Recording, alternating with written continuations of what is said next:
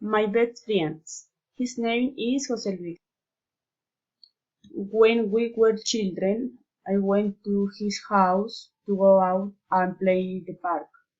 I remember his mom telling him that if he didn't do his homework first, she wouldn't let him go out, and he got angry immediately.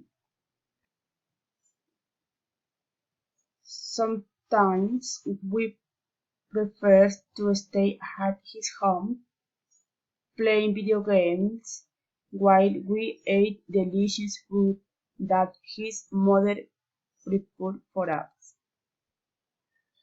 I remember that in our school break when we uncovered our lunch box, he gave me the apple that her mom packed for him because he didn't like apples. He didn't like making his bed and getting up early either. When we grew up, he had made changes in his life. Now he's very organized.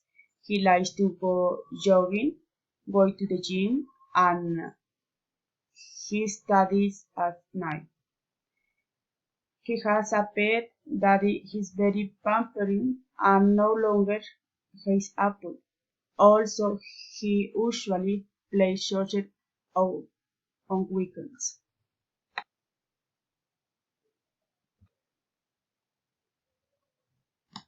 We don't live close anymore, but we still stay in touch.